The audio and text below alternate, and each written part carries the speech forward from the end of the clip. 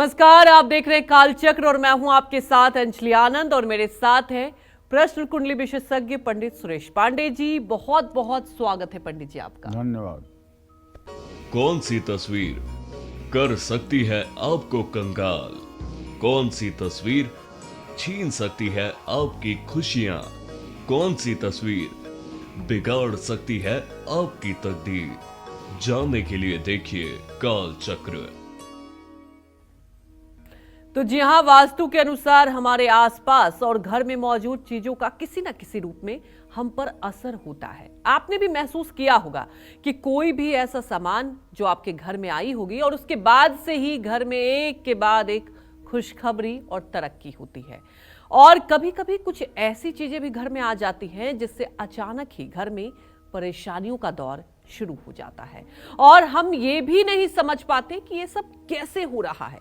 इसलिए आज हम ऐसी 6 तस्वीरों के बारे में आपको बताएंगे जो घर में कभी भी नहीं लगानी चाहिए। अगर ये तस्वीरें घर में आ जाए तो समझ लीजिए आपने खुद ही अपने घर में परेशानियों को निमंत्रण दिया है। तो इस खास और दिलचस्प जानकारी के लिए आप बने रहिए कालचक्र के साथ। और इसके अलावा अगर आपका भी कोई सवाल है तो हमें फोन करें। हमारा नंबर है 0120-665-2411। तो चलिए और अपनी चर्चा की अब शुरुआत करते हुए बात करते हैं 6 नेगेटिव इफेक्ट डालने वाली तस्वीरों में। उस पहली तस्वीर की बात करेंगे जिसको अपने घर में कभी भी नहीं लगानी चाहिए और जिसके घर में होने से आपकी मैरिड लाइफ में कॉम्प्लिकेशन और प्रॉब्लम भी आ सकती है। तो कौन सी है वो तस्वीर, वो जानते हैं हम पंडित जी से। पंडित जी बताएं, क्योंकि लोगों को शौक होता है घर को सजाने का, संवारने का, तो कई बार अनजान होते हैं लोग इन चीज़ों से और कहते हैं ना, कई बार छोटी छोटी चीज़ें आपके जीवन में बहुत इफेक्ट डालती है। तो हमारे दर्शकों को आप बताएंगे जरा।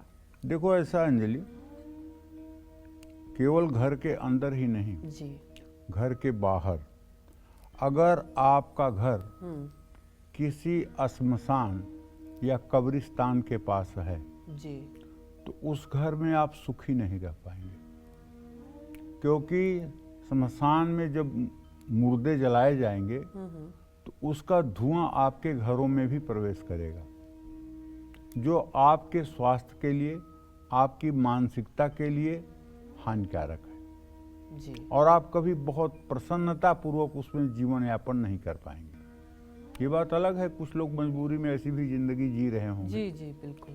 उसी तरह से हमारे शास्त्रों में ये भी वर्णित है कि अस्पताल के अगल बगल घर नहीं होना चाहिए। अच्छा। उससे भी नेगेटिव एनर्जी आती है, क्योंकि अस्पताल में अगर 100 पेशेंट आते हैं तो उसमें 2 पेशेंट 4 पेशेंट मर भी जाते हैं, फिर वहाँ हर समय रोना गाना लगा रहता है। ठीक है ना। इसी तरह से टी पॉइंट पर घर नहीं होना चाहिए। अच्छा। अगर जहाँ घर रास्ते का टी पॉइंट होता है उसके सामने घर नहीं होना चाहिए। ये भी मतलब कि जो है आदमी के लिए बहुत हानिकारक है। तो कहने का मतलब ये है कि जैसे वास्तुशास्त्र में स्थान का महत्व है, जी जी उसी तरह से हमारे घर का भी अपना एक वास्तु है, बिल्कुल। एक व्यवस्था है। वास्तु का मतलब सीधी सीधी बात समझ लेना चाहिए, व्यवस्था। एक सुनियोजित व्यवस्था को हम वास्तु कहते हैं। और अगर प्रकृति के विपरीत कोई व्यवस्था है तो हम उसको मतलब कि वास्तु दोष कहते हैं। जी ठीक है ना। तो जैसे अब केवल सनातन धर्म की बात नहीं है, सारे धर्मों के लिए कह रहा हूँ, चाहे जिस भी संप्रदाय, चाहे जिस भी धर्म का कोई व्यक्ति हो, जी ठीक है ना, उसको वास्तु के अनुसार कुछ चीजें घर में रखने से नकारात्मक ऊर्जा का बढ़ना ही समझना चाहिए और वो दुर्भाग्य ही लाएगा। जैसे एक धरोहर है ताजमहल, विश्व की एक धरोहर है ताजमहल। क्यों? क्योंकि उसकी कलाकृति बहुत अच्छी है। लेकिन घर में ताजमहल का शो पीस नहीं रखना चाहिए।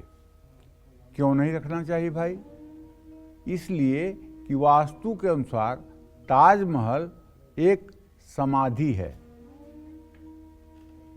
जो मौत की निशानी है और नकारात्मकता का प्रतीक है।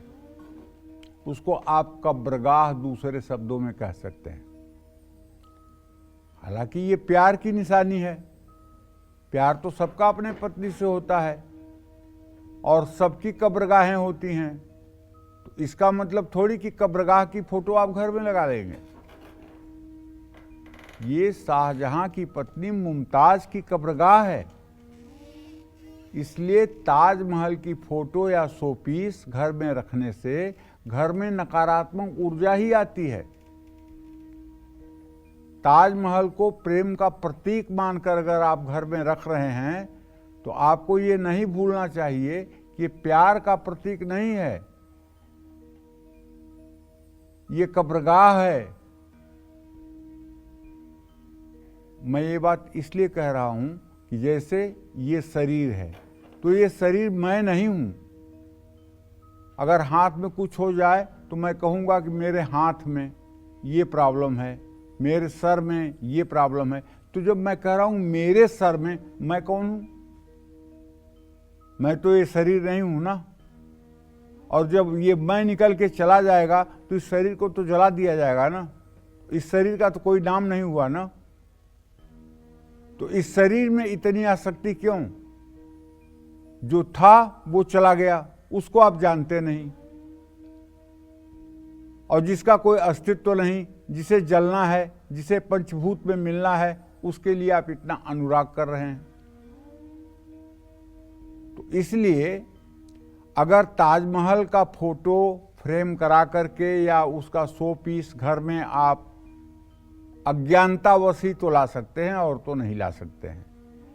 आप घर में रखते हैं तो इससे पति पत्नी के रिश्तों में दरार की संभावना बढ़ती है।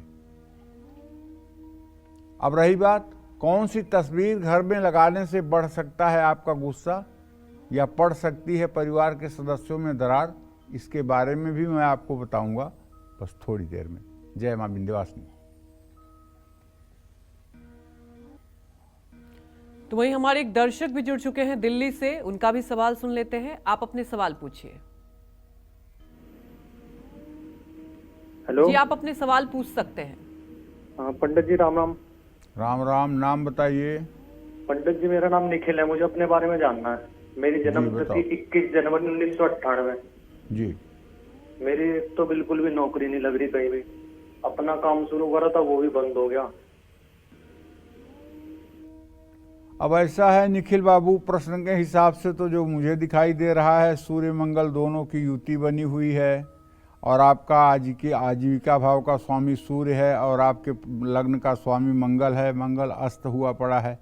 आपको नौकरी भी मिल जाएगी, आप पैसा भी कमाने लगेंगे। आप मेरे कहे से एक उपाय कर लीजिए, आप 100 दिन तक 10 बार हनुमान चालीसा का पाठ कर लीजिए और मुझसे लिखित गारंटी ले लीजिए कि 100 दिन के बाद जरा सा आप प्रयास करेंगे तो सफलता आपके कदम चूम लेगी। आपके भाग्य में कोई कमी नहीं है, आपका भाग्य कहीं से दोषी नहीं है। बस ये है कि थोड़ा सा आपके अंदर एक पॉजिटिव एनर्जी, एक सकारात्मक ऊर्जा के प्रवाह की ज़रूरत है जो अभी आपके शरीर में नहीं है, क्योंकि आपका प्रश्न लग्न का स्वामी निखिल बाबू इस समय अस्त है। और अगर प्रश्न लग्न का स्वामी अस्त हो तो इसका मतलब कि आदमी के अंदर जो है वो पॉजिटिव एनर्जी की कमी है। तो आप 10 बार हनुमान चालीसा का पाठ रोज़ नहाने के बाद कर लीजिए, हनुमान जी के सामने दिया जला दीजिए, हनुमान जी की पूजा उपासना कर लीजिए और 100 दिन के बाद देखिए अवसर चल करके आपके दरवाजे पर आएगा, आपका पूरा जीवन सुखमय हो जाएगा, इसमें कोई संदेह नहीं है। तो वहीं हमारे दर्शक भी लगातार जुड़ रहे हैं। सुभाष दिल्ली से जुड़ चुके हैं। सुभाष, आप अपने सवाल लीजिए। नमस्कार पंडित जी। हाँ, सदा सुखी रहिए। जी, सुभाष बोल रहा हूँ दिल्ली से। 35 साल उम्र हो रही है। 35 साल उम्र हो रही है जी। मैं कितने साल उम्र हो गई? 35 सर। ठीक है, क्या जानना चाहते हैं सुभाष जी? विवाह के बारे में जानना चाह रहा हूँ, कब तक होगी और कैसा वैवाहिक जीवन रहेगा। किसके बारे में जानना चाहते हैं? विवाह। अच्छा, तो शनि और सूर्य दोनों की स्थिति चतुर्थ दशम है। इसका तो कुछ सिग्नल नहीं मिल रहा है अभी कि कब तक होगा कि नहीं होगा।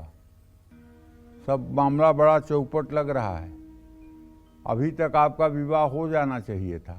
विवाह के 2 बार योग आपके बन चुके हैं और अगर नहीं हुआ तो ये बड़े आश्चर्य की बात है, क्यों नहीं हुआ।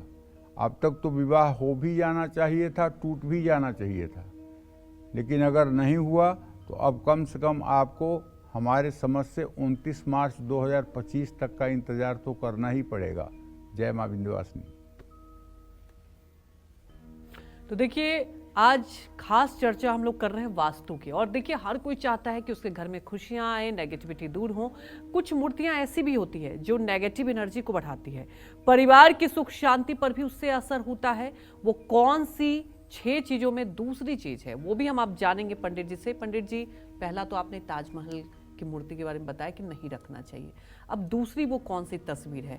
और हम एनर्जी पर बात कर ही रहे हैं, तो मैं चाहूंगी कि आप थोड़ा सा इस पर भी फोकस डालें, क्योंकि हर चीज को जब आप एक्सप्लेन करते हैं मुझे लगता है कि और बहुत कुछ क्लियर होता है। नेगेटिव एनर्जी की बात करें, कई बार ऐसा होता है पंडित जी, हम लोगों ने भी महसूस किया होगा, आप कहीं जाते हैं, कई बार किसी जगह पर आप बेवजह बेचैनी महसूस करते हैं, तो क्या वो वास्तु का ही असर होता है? वो वास्तु का भी असर होता है जी। और वहाँ रहने वाले लोगों के आभा मंडल का भी असर होता है। जैसे जी। बारात जब चल रही होती है तो बारात में रथ के सामने दोनों तरफ रोड लाइट लेकर के लोग चल रहे होते हैं और उसके बीच में कुछ लोग नाचते हुए चल रहे होते हैं। जो आदमी बुद्धिमान होगा, जो आदमी का बौद्धिक लेवल बहुत ऊंचा होगा जी, वो आदमी उस भीड़ का हिस्सा 1 मिनट भी नहीं बन पाएगा और वो बेचैन होकर के रोड लाइट के बाहर से चलना शुरू कर देगा। ऐसा क्यों होगा? अनजाने में ही होगा, लेकिन क्यों होगा? क्योंकि उसकी जो मस्तिष्क से जिसके आभा की किरणें जो निकलेंगी वो दूसरे के मस्तिष्क से टकराएंगी, इससे उसको बेचैनी बढ़ेगी और जब बेचैनी बढ़ेगी तो घबरा करके निकल जाएगा। अच्छा। भगवान शिव का आभा मंडल इतना ज्यादा है, इसलिए उन्होंने जाकर के कैलाश पर वास किया और जहां वो कैलाश पर वास करते हैं उसके 64 योजन तक, मतलब 240 कोस तक कोई रहता वहता नहीं है। उनके आभा मंडल का इतना लंबा चौड़ा विस्तार है। आज देख लो, चाहे आईएएस हो, चाहे आईपीएस हो, चाहे मंत्री हो, चाहे मिनिस्टर हो, अगर उससे मिलना है ना तो 1 बाय 1 ही व्यक्ति जाएगा मिलने के लिए। एक एक व्यक्ति ही जाएगा मिलने के लिए। क्यों? क्योंकि ज्यादा लोग अगर उसको घेर कर खड़े हो जाएंगे तो सबके आभा मंडल का जब उसके आभा मंडल पर प्रभाव पड़ेगा तो उसकी बेचैनी बढ़ जाएगी, उसकी कार्य क्षमता खराब हो जाएगी, उसकी निर्णय क्षमता खराब हो जाएगी। लेकिन उसी जगह प्राइमरी के टीचर को देखो, शिशु और नर्सरी को पढ़ाने वाले टीचर को देखो, तो उसके चारों तरफ बच्चे घेर कर उसको खड़े रहते हैं। हाँ, और कुछ कुछ कुछ कुछ बोलते रहते हैं और सबकी कॉपी वो देखता रहता है। इसीलिए 5 साल 10 साल प्राइमरी के बच्चों को पढ़ाने वाला जो टीचर होता है वो भी बचपना के स्वभाव का हो जाता है। ठीक है ना? तो महाभारत में कथा आती है कि जब महाभारत का युद्ध शुरू हुआ तो अर्जुन ने कहा कृष्ण से, हे कृष्ण, मैं भीख मांग के खा लूंगा, लेकिन मैं ये रक्त रंजित जमीन नहीं लूंगा। मैं अपने रिश्तेदारों को, मैं अपने मतलब कि सगे संबंधियों को, मैं अपने गुरुजनों को कैसे मारूं? बिल्कुल। भगवान कृष्ण ने सोचा कि ये जिंदगी भर इसने धनुष बाण चलाना सीखा, इसीलिए कि युद्ध करना पड़ेगा, और आज ये स्त्रियों जैसी करुणा की बात कर रहा है। तो भगवान कृष्ण को एक बात याद आ गई। जब अर्जुन अज्ञातवास में थे तो 1 साल के लिए बृहन्नला बने थे। और बृहन्नला बने थे तो इन्होंने उत्तरा को डांस करना सिखाया था, उत्तरा को नाचना सिखाया था। और ये रनिवास में ही रहते थे, महिलाओं के परिधान में और महिलाओं के वेश में, महिलाओं के साथ ही रहते थे। तो महिलाओं के संसर्ग में 1 साल रहने से इनके अंदर करुणा प्रवेश कर गई, और वही करुणा महाभारत में बोल रही है कि मैं धनुष नहीं उठाऊंगा, मेरी धनुष कांप रही है, मेरा गांडीव कांप रहा है, मेरे वोट सूख रहे हैं, मैं कैसे लोगों को मारूंगा। प्रभाव होता है साथ का, संगति का प्रभाव होता है। स्त्रियां करुणाचित होती ही हैं, स्त्रियों में करुणा होती ही है, इसमें कोई दो राय नहीं। और स्त्रियों के ज़्यादा संसर्ग में रहने वाला भी करुणा से भरपूर होता है, इसमें कोई दो राय नहीं है। तो मेरे कहने का मतलब है कि जैसे अब भगवान शिव के बारे में बात करें तो शिव का अर्थ होता है कल्याण। शिव का अर्थ जो होता है, शाब्दिक अर्थ होता है कल्याण। लेकिन शंकर का अर्थ कल्याण नहीं होता। शंकर का अर्थ होता है संहारक। भगवान शिव को जब आप भजते हैं तो कल्याण कारक के रूप में भजते हैं, शंकर के रूप में जब आप भजते हैं तो संहारक के रूप में भजते हैं। तो इसी तरह से भगवान शिव के कई रूप हैं। इनमें कुछ तो शांत, सौम्य और मंगलकारी हैं, तो कुछ ऐसे भी हैं जो विनाशकारी हैं। ऐसे भयंकर रूपों में एक रूप उनका नटराज का आता है। घर में भगवान नटराज शिव की, भगवान शंकर की, यहाँ शिव कहना उचित नहीं है, घर में भगवान शंकर की नटराज की मूर्ति या तस्वीर नहीं लगाना चाहिए गृहस्थ को। कई क्लासिकल डांसर इसे अपने घर में रखते हैं और कई लोग भी इसे अपने शो पीस की तरह रखना पसंद करते हैं। लेकिन नटराज की मूर्ति के दो पहलू हैं। एक तरफ नटराज की मूर्ति अद्वितीय कला की प्रतीक है और दूसरी तरफ नटराज की मूर्ति भगवान शिव के नृत्य का तांडव रूप दिखाती है, जो क्रोध, विनाश का प्रतीक है। इसलिए भाई, नटराज की मूर्ति घर में रखने से कई बार घर में सुख शांति भंग हो जाती है। परिवार के सदस्यों में क्रोध बढ़ सकता है। इसीलिए हम अपने हर कार्यक्रम में एक बात सभी दर्शकों से कहना चाहते हैं कि जब भी आप अपने घर में कोई तस्वीर लगाएं भगवान शिव की, तो उसमें भगवान शिव प्रसन्न मुद्रा में हों। क्रोधित मुद्रा में अगर तस्वीर उनकी हुई और खड़े हुए अगर उनकी त्रिशूल हुई और क्रोधित मुद्रा में तस्वीर हुई, तो ये तस्वीर आपके परिवार के लोगों के लिए और आपके भविष्य के लिए अच्छी नहीं है। क्योंकि भगवान शिव अगर समाधि में बैठते हैं तो त्रिशूल लेकर के लोगों का वध भी करते हैं। इसलिए ध्यान से, सौम्यता के साथ तस्वीर का चयन करना चाहिए। हाँ, कौन सी तस्वीर आपका गुस्सा बढ़ा सकती है और आपके घर की सुख शांति छीन सकती है, ये भी मैं आपको बताऊंगा बस थोड़ी देर में। जय मां विंध्यवासिनी। वही हमारे साथ लगातार दर्शक भी जुड़ चुके हैं और हमारी दर्शक एक दुर्गा जुड़ चुकी हैं। लेकिन उसके पहले मैं अपने दर्शकों से एक अपील करूंगी कि देखिए, जब आप सवाल लेते हैं तो आप सवाल बहुत क्लियरली पूछे, क्योंकि पंडित जी तभी विस्तार से आपके सवाल का जवाब भी दे पाएंगे। तो हम दर्शक दुर्गा जुड़ चुकी हैं, आप अपने सवाल पूछिए। जय मां विंध्यवासिनी, मैं दुर्गा बोल रही हूँ। अरे दुर्गा जी, आपको साष्टांग प्रणाम। आप तो मेरी आराध्या बोल रही हैं। हाँ जी, मैं दुर्गा जी बोल रही हूँ। मुझे अपने बेटे रोहित के लिए पूछना। जी बताइए, क्या जानना चाहती हैं बेटे के बारे में? वो उसकी शादी नहीं हो रही। कितने साल का है बेटा? वो 15/10/1985 सुबह 7 हाँ बजे। हाँ, अरे ऐसा है कि आपके पुत्र भाव का स्वामी चंद्रमा है और आपके बेटे के विवाह भाव का स्वामी शनि है। शनि और चंद्रमा द्वितीय द्वादश की स्थिति में बैठे हुए हैं। आपके पुत्र के विवाह में तो बहुत विलंब हो गया, ये 38 साल का हो गया है और विवाह का योग अभी बनता हुआ दिखाई नहीं दे रहा है। मैं एक उपाय कहूँगा, इस उपाय को आप करवाइए तो विवाह का संयोग बन जाएगा। 19 सरसों के तेल के दिए पीपल के पेड़ के नीचे बेटे से पीपल के पेड़ के चारों तरफ रख करके जलवाइए और हर दिए के पास एक पान का पत्ता और पान के पत्ते पर एक बतासा और 1 रुपए का सिक्का रखवाइए। और जब सारे दिए जल जाएं तो पीपल की वो 7 परिक्रमा कर लें और सारी चीज़ें वहीं छोड़ करके शाम को अपने घर चले आएं। ये उपाय आप 7 शनिवार करिए तो इनके विवाह पर जो प्रतिबंध योग बना हुआ है, वो प्रतिबंध योग दुर्गा जी काफ़ी हद तक ठीक हो जाएगा और विवाह होने में आपको सहयोग मिलेगा। जय मां विंध्यवासिनी। बात करते हैं उस तीसरी तस्वीर के बारे में जिसको घर में लोग अक्सर लगाते हैं, लेकिन वो ये नहीं जानते हैं कि इनका घर में होना उनके लिए कितना खराब साबित हो सकता है। कौन सी है वो तीसरी तस्वीर, आइए जानते हैं पंडित जी से। बताएं पंडित जी। देखिए, वास्तुशास्त्र में बताया गया है कि घर में कभी भी जंगली जानवर, खास तौर पर हिंसक पशुओं जैसे शेर, चीता, भालू की तस्वीरें नहीं लगानी चाहिए।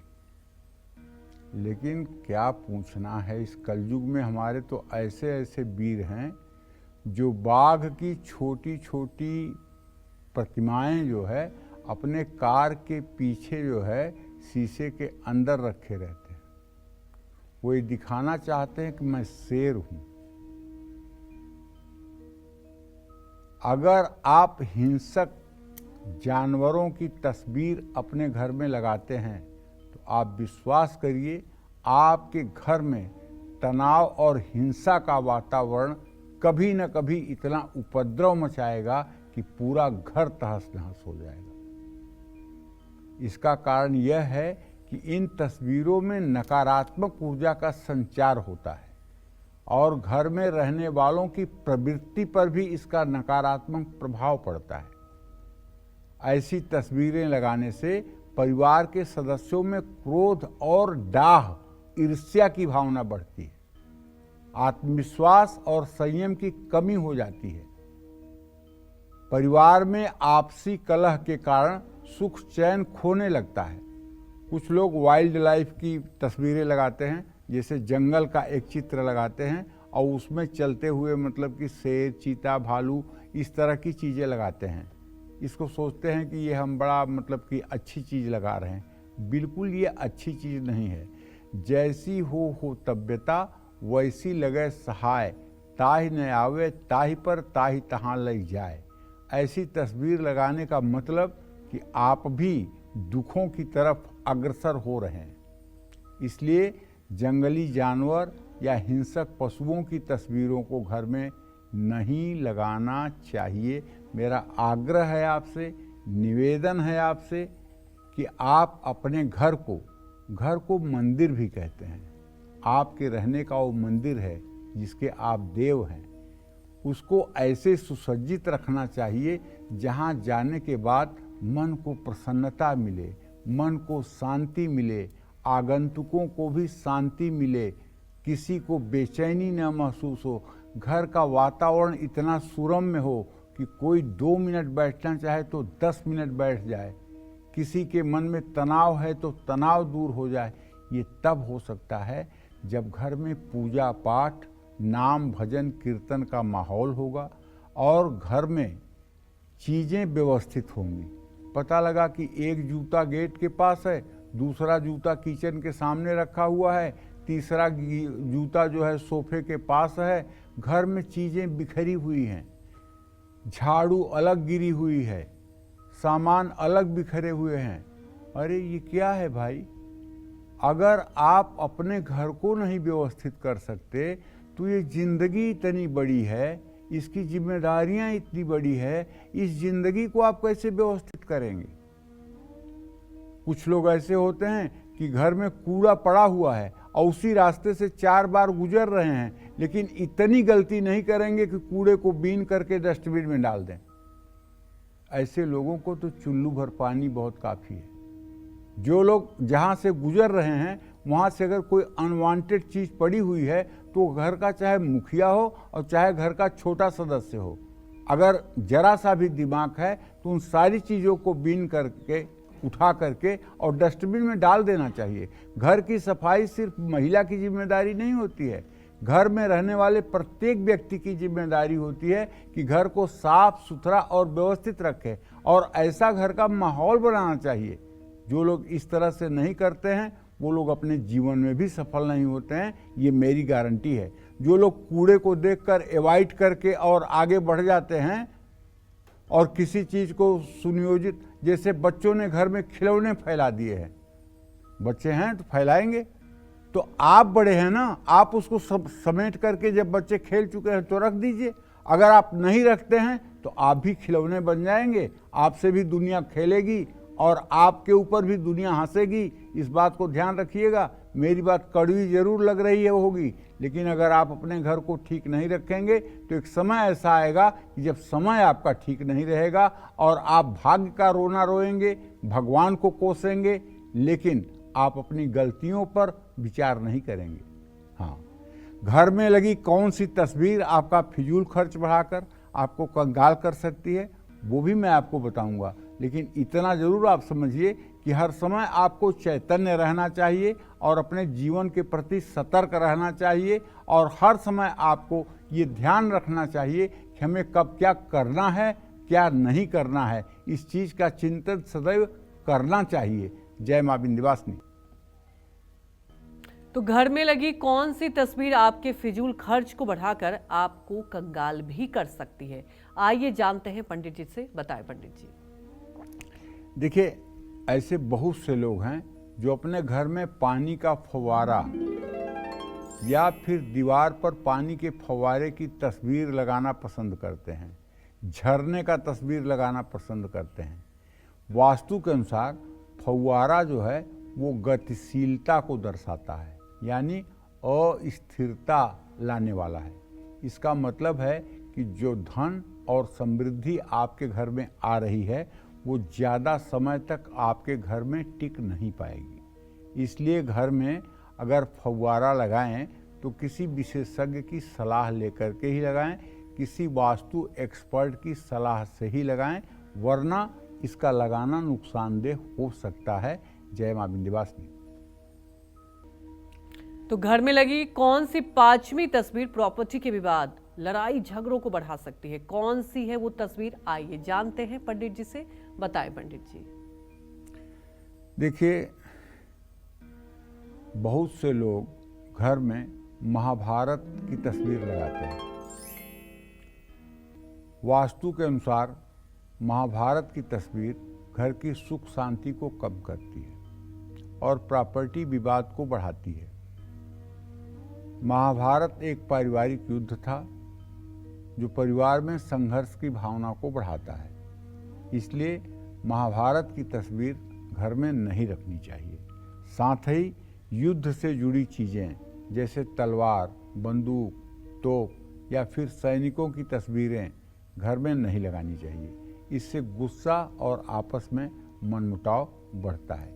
लेकिन अगर आपके पास ये सारे हथियार लाइसेंसी हैं, आपने इसके लिए लाइसेंस प्राप्त किया है अपनी सुरक्षा के लिए, तो इसको रख तो सकते हैं आप, लेकिन ऐसी जगह पर रखें जहां सिर्फ आपकी पहुंच हो, जिसको सब लोग देख ना सकें। इसे आप ऐसी जगह पर सुरक्षित और छिपा कर रखें जहां सिर्फ और सिर्फ आपकी पहुंच हो। आपके बच्चे, आपकी पत्नी, आपका भाई, आपका भतीजा, किसी की पहुंच वहां तक ना हो। वरना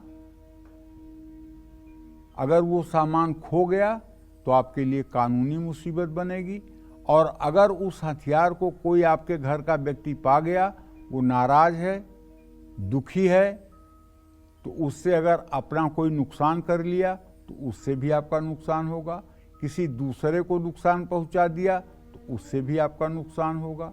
इसलिए पावर और अस्त्र शस्त्र जब मिले तो आदमी को बहुत विनम्र हो जाना चाहिए, बहुत ही विनम्र और सहनशील हो जाना चाहिए। आप देखिए ना, पुलिस वाले इतनी भीड़ को नियंत्रित करते हैं और उनके कंधे पर बंदूक होती है और उनके ऊपर लोग पत्थर चला देते हैं, उनके लिए लोग अपशब्दों का प्रयोग कर देते हैं, लेकिन वो उत्तेजना में आकर के बंदूक की गोली नहीं चलाने लगते हैं। जरा उनका धैर्य देखिए, उनका पेशेंस देखिए, कितना पेशेंस होता है कि कंधे पर उनके बंदूक है, गोलियां भरी हुई हैं, लेकिन इसके बाद भी वो आपकी गालियों को भी सुन लेते हैं, आप पत्थर उठा के फेंक देते हैं, उसे भी वो बर्दाश्त कर लेते हैं। जब उन्हें ज़्यादा परेशान आप करते हैं तो वो डंडा चलाते हैं और अपनी रक्षा करते हुए। तो हमें भी छोटी छोटी बातों में अस्त्र शस्त्र का प्रयोग नहीं करना चाहिए, इससे सर्वनाश हो जाएगा। अस्त्र शस्त्र और जिन लोगों का टेम्परामेंट, जिन लोगों को गुस्सा ज़्यादा आता हो, ऐसे लोगों को मैं सलाह दूंगा कि उन्हें किसी प्रकार का हथियार रखना ही नहीं चाहिए, क्योंकि ये कान जो है ये अहंकार को जन्म देता है। आपकी कोई प्रशंसा करेगा तब भी आपके अंदर अहंकार का भाव जागृत होगा। आपको कोई गाली देगा तो तुरंत आपके मन को संकल्प ये दिलवाएगा कान कि इसका बदला ले लो, और बदला लेने के बाद क्या होगा फिर आप सोचिए। तो इसलिए मैं कहना चाहता हूँ कि अगर कोई हथियार है घर में और रखा हुआ है तो उसको बहुत छिपा करके रखिए, उसका प्रदर्शन मत करिए, उसका प्रदर्शन हानिकारक है। जय मां विंध्यवासिनी। तो देखिए, लगातार हम तस्वीरों पर चर्चा कर रहे हैं, तो हम जानेंगे कि घर में लगाने से कौन सी ऐसी तस्वीर जो गुड लक को बैड लक में बदल सकता है, ये भी जानते हैं पंडित जी से। पंडित जी बताएं। देखो, बहुत से लोग ऐसे भी हैं जो घर में टाइटैनिक जहाज, दूसरे डूबते हुए जहाज या नाव की तस्वीर लगा लेते हैं। वास्तु के अनुसार इस तरह की तस्वीरें घर में कभी नहीं लगानी चाहिए। डूबते हुए जहाज की, समुद्र में डूबते हुए जहाज की तस्वीर कभी घर में नहीं लगानी चाहिए। इससे परिवार के सदस्यों का मनोबल गिरता है, आपस में मतभेद और मनमुटाव बढ़ जाता है। डूबते हुए जहाज या नाव की तस्वीर परिवार में लड़ाई झगड़ों को बढ़ाती है। पैसा, प्रॉपर्टी और पारिवारिक सुख शांति के लिए ऐसी तस्वीरों को घर में नहीं लगाना चाहिए। जय मां विंध्यवासिनी। तो अब हम कुंडली विजेता की बात कर लेते हैं। पंडित जी जो हमारे आज के कुंडली विजेता हैं वो जौनपुर से हैं, यूपी के रहने वाले, रुचि उपाध्याय। इनका डेट ऑफ बर्थ है पंडित जी 25 जनवरी 1999 और टाइम जो है 5:45 इवनिंग में है और प्लेस ऑफ बर्थ भी जौनपुर है। सवाल इन्होंने ये पूछा है कि बीटेक किया है, अच्छी नौकरी नहीं मिल रही है, कब तक मिल पाएगी। दूसरा सवाल भी पूछा है इन्होंने कि इनकी शादी कब तक होगी। देखो रुचि, ऐसा है बेटा, 25 जनवरी 1999 को 5:45 शाम आपका जौनपुर में जन्म हुआ। आपका कर्क लग्न में जन्म हुआ है और आपकी मेष राशि है, ठीक है। तो ऐसी स्थिति में रुचि जो है, मेष राशि है, भरणी नक्षत्र का जन्म है। एक तो आप मांगलिक हैं, आप अच्छी तरह से ये बात समझ लीजिए, और दूसरी बात ये समझ लीजिए कि आपका चंद्रमा शनि के साथ विष योग बनाता हुआ दशम भाव में है। पिछले अगर 9.5 साल से देखा जाए तो कभी न कभी स्वास्थ्य संबंधी समस्या और नकारात्मक विचार आपके अंदर आते जाते रहे हैं, जिसके कारण पढ़ाई में भी जो चमत्कार होना चाहिए वो चमत्कार नहीं हुआ। सामान्य पढ़ाई आपकी पूरी हुई है। हाँ, लेकिन एक बात पक्का है कि 21 मार्च 2024 के बाद नौकरी लगने का योग शुरू हो रहा है और 28 अप्रैल 2024 के बाद आपके विवाह का भी योग बनना शुरू हो जाएगा। अगर 28 अप्रैल 2024 से लेकर के और नवंबर-दिसंबर 2024 तक आपका विवाह हो गया तो अच्छी बात है, नहीं तो फिर 2025 में आपका विवाह नहीं हो करके 2026 में आपका विवाह होगा। लेकिन नौकरी का जहाँ तक प्रश्न है तो 21 मार्च 2024 के बाद विवाह के नौकरी का योग बन रहा है। हाँ, एक काम आपको जरूर करना चाहिए। आपका शनि नीच राशि में है और शनि आपका मार्केश है, शनि आपके पति भाव का स्वामी है और शनि आपका मृत्यु भावेश है और शनि आपका ठीक नहीं है, शनि आपका नीच राशि में है। शनि की एक शांति करवानी चाहिए और शांति करवाने में तो पैसे लगेंगे। मैं एक छोटा सा उपाय बताता हूँ। ओम संग शनश्चराय नमः, इस मंत्र का रुद्राक्ष की माला पर 10 माला जप 102 दिन शाम को सरसों के तेल का दिया जलाकर कर लो। मैं पूरे विश्वास के साथ कहता हूँ तुम्हारे जीवन की सारी परेशानी का कांटा निकल जाएगा और तुम सुखी जीवन जियोगी, इसमें कोई दो राय नहीं है। जय मां विंध्यवासिनी। वही हमारे एक दर्शक पूनम बिहार से जुड़ चुकी हैं। पूनम, आप अपने सवाल पूछिए। जी प्रणाम पंडित जी। हाँ, सुखी रहिए। मेरा दो सवाल है। पहला सवाल अपने बेटे के बारे में है। 12 आयुष कुमार गिरी 12 जुलाई 1997 दिन शनिवार शाम 3 बजे। जी पंडित जी, वो बार बार परीक्षा देता है और चूक जाता है, उसके लिए वो शादी भी नहीं कर रहा है पंडित जी। क्या उसका मतलब उसका वो नौकरी, सरकारी नौकरी उसका किस्मत में है? अगर है तो कब तक है पंडित जी? और वो शादी भी नहीं करा, उसका भविष्य बताइए, कब तक उसका शादी होगा? दूसरा सवाल पंडित देखिए, जी, आपके पुत्र भाव का स्वामी जो है पूनम जी शनि है, और आजीविका भाव का स्वामी शुक्र है। शुक्र शनि का इत्तिसाल योग है। उसको कहिए मनोयोग के साथ नौकरी के लिए, सरकारी नौकरी के लिए प्रयासरत रहे, अपना मन छोटा न करे। और 29 फरवरी 2024 के बाद वो जो भी एग्ज़ाम देगा, जो भी इंटरव्यू देगा, उसमें उसको निश्चित रूप से सफलता मिलेगी, और नौकरी मिलने के बाद उसका विवाह कर दीजिएगा। जय माँ विंध्यवासिनी। अब हम अपने स्पेशल सेगमेंट की शुरुआत करते हैं। तो आज के स्पेशल सेगमेंट की बात करें तो आप वो कौन सी ऐसी चीज है जिसके बारे में हमारे दर्शकों को अब पंडित जी बताने वाले हैं? पंडित जी, इस स्पेशल सेगमेंट की हमारे तमाम दर्शक इंतजार कर रहे हैं, तो उसके बारे में आप बताएं। देखिए, ऐसा है, न ही दरिद्र सम दुख जग माही, संत मिलन सम सुख कछु नाही। अगर घर में माँ लक्ष्मी की इतनी कृपा हो कि किसी के सामने हाथ न फैलाना पड़े और अपनी जिंदगी अच्छी तरह से चल रही हो, तो इससे बड़ा सुख कुछ है नहीं। और यदि दवाई के लिए, भोजन के लिए, पढ़ाई के लिए, विवाह के लिए किसी दूसरे का मोहताज होना पड़े, तो इससे ज़्यादा संसार में कोई दुख भी नहीं। तो भैया, इसकी अधिष्ठात्री देवी जो है वो महालक्ष्मी है।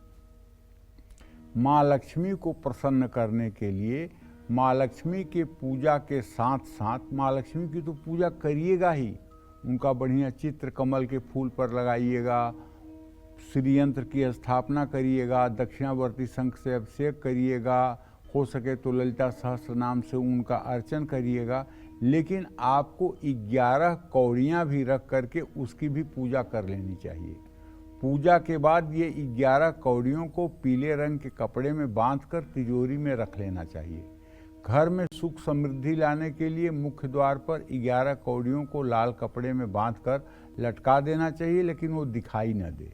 अपने घर को नकारात्मक ऊर्जा और बुरी नज़र से बचाने के लिए अपने घर की खिड़कियों पर भी आप कौड़ियों का एक लड़ी टांग सकते हैं। बार बार धनहानि हो रही है और आपके घर में चोरी की घटनाएं बढ़ रही हैं, तो शुक्रवार को तिजोरी में 2 कौड़ियाँ लाल कपड़े में बांध करके रख दीजिए। सावन के महीने में अगर आप अपने घर में कौड़ियाँ लाकर रखेंगे तो माँ लक्ष्मी के साथ साथ कुबेर की भी कृपा आप पर बनी रहेगी। बार बार दुर्घटना के शिकार हो जाते हैं तो सफ़ेद या काले धागे में कौड़ी बांधकर कार में लटका दीजिए। सड़क पर पड़ी कौड़ियाँ उठाकर कभी भी घर मत लाइएगा, ये बहुत बड़े दुर्भाग्य का सूचक है। जय माँ विंध्यवासिनी। तो पंडित जी, आज हमारे दर्शकों को आपने इतनी महत्वपूर्ण जानकारी दी, आपका बहुत बहुत धन्यवाद। धन्यवाद। उम्मीद करते हैं कि आपको भी हमारा विषय बहुत पसंद आया होगा। कल फिर मिलेंगे, आपकी परेशानियों को दूर करने के लिए ढेर उपाय लेकर आएंगे। तब तक कालचक्र की पूरी टीम को आप अनुमति दीजिए और देश दुनिया की खबरों को देखते रहने के लिए आप देखते रहिए News 24। नमस्कार।